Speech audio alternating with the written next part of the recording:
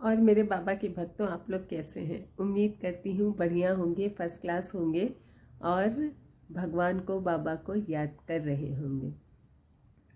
देखिए, भजन के अलावा इस दुनिया में कोई ऐसा मार्ग नहीं है जिससे आप सुखी हो सकते हैं। सिर्फ एक भजन ही ऐसा मार्ग है जिससे आपके सारे कष्ट, सारे पाप, सारे दुख दर्द मिट जाएंगे, क्योंकि वो सब कुछ भगवान अपने ऊपर ले लेते हैं। और कहते हैं ना कि हमारा जो नीचे का चक्रा होता है, ये जो पेट से लेके नीचे तक का चक्रा होता है, वो जानवरों का होता है।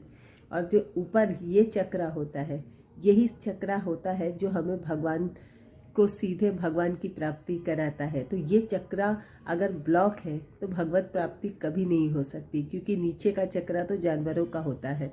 तो ऊपर के चक्रा को खोलने का सिर्फ और सिर्फ एक मार्ग है, वो है भगवान का भजन, भगवान को याद करना।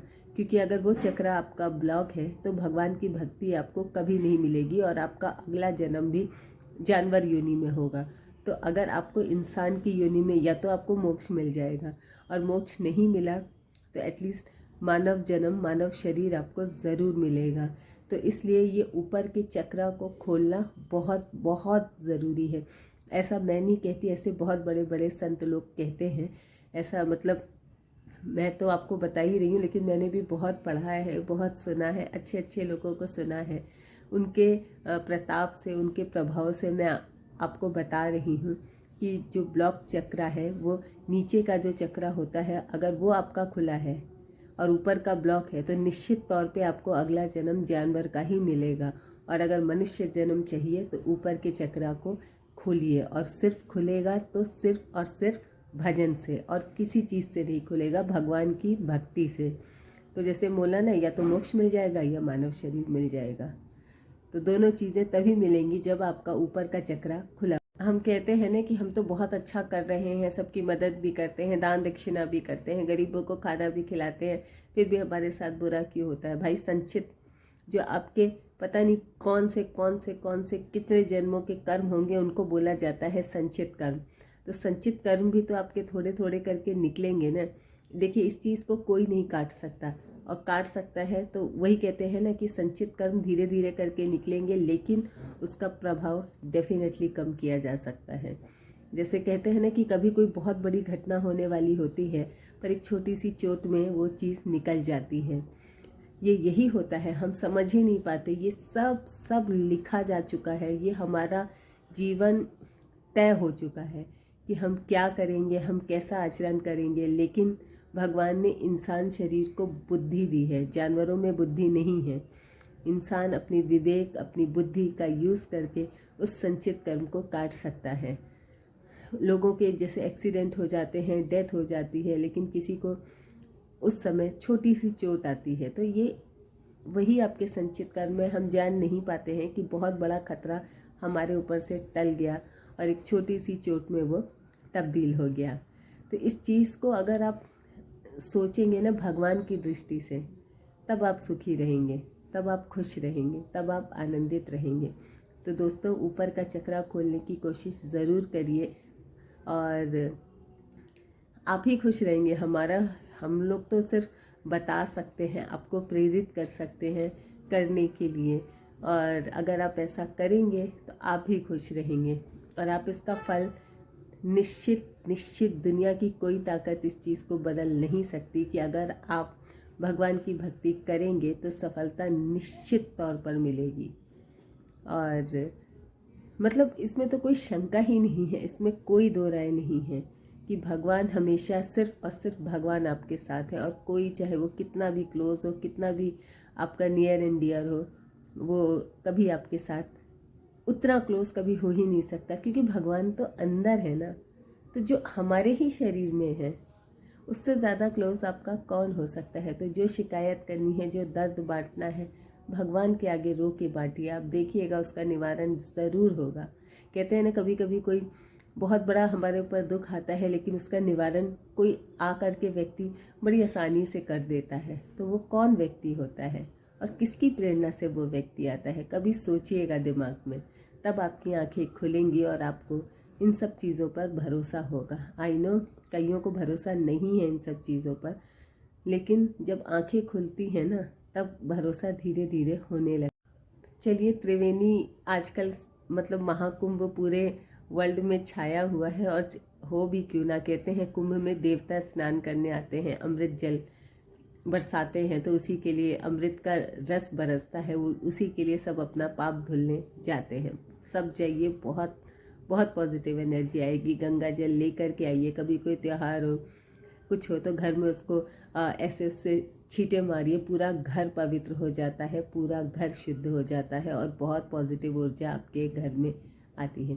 तो चलिए, त्रिवेणी संगम की बात हो रही है तो मैं इससे जुड़ी हुई एक अपने ही पापा की कहानी सुनाती हूँ। ये मैं सुना चुकी हूँ, लेकिन कुंभ का पर्व है और त्रिवेणी संगम की बात है तो मैं सोच रही हूँ आज फिर से रिपीट करती हूँ उस स्टोरी को।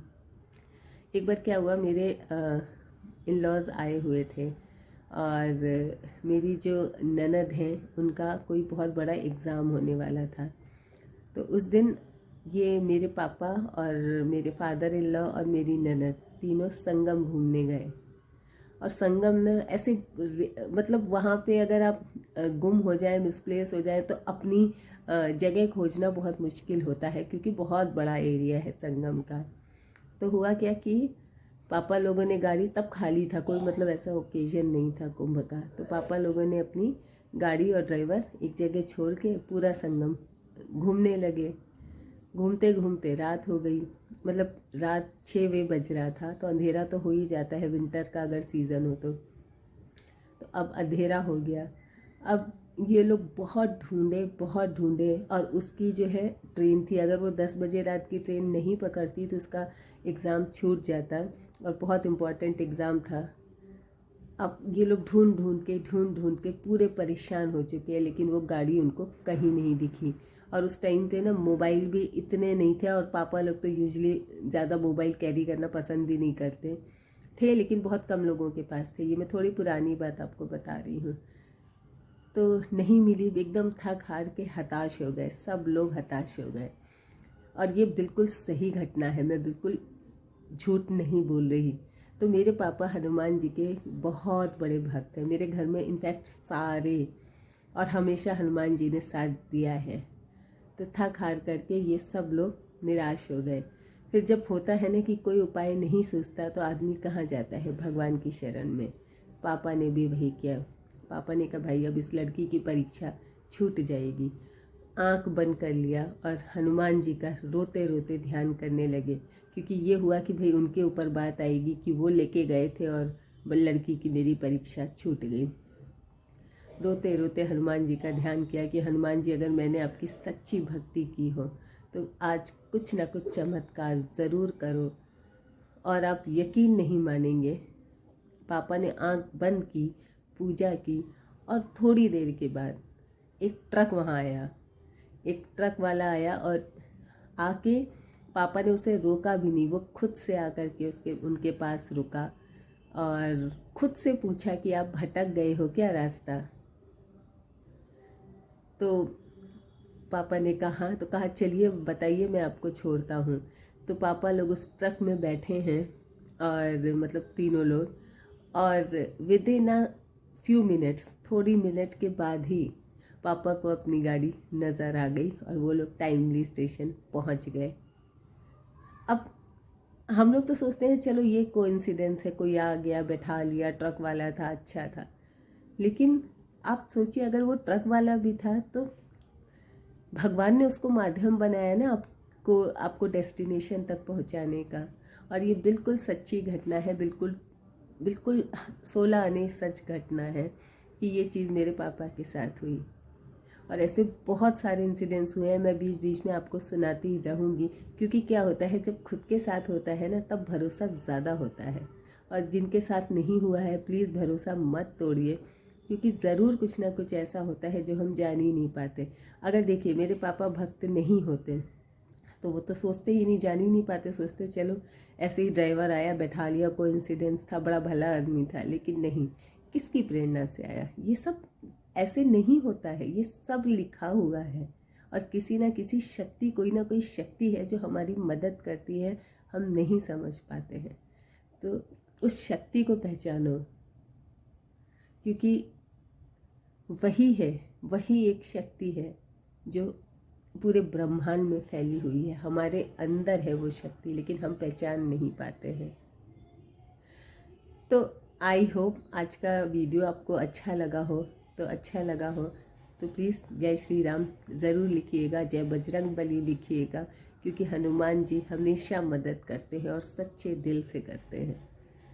यही होप है, मेरी यही उम्मीद है कि आप लोग प्लीज़ थोड़ा टाइम निकाल करके ध्यान ज़रूर करो। वो किस रूप में आएंगे मदद करने आप नहीं जान पाओगे। तो चलिए कल फिर मिलते हैं एक नई वीडियो के साथ। वैसे मैं कल कुंभ जा रही हूँ, क्योंकि बहुत दिन से जाना था, जा ही नहीं पा रही थी। अब बुलावा आया, कहते हैं ना जब माँ बुलाती हैं तभी जाना हो पाता है। तो अब बुलावा आया है, मैं कल जा रही हूँ। फिर मैं आपसे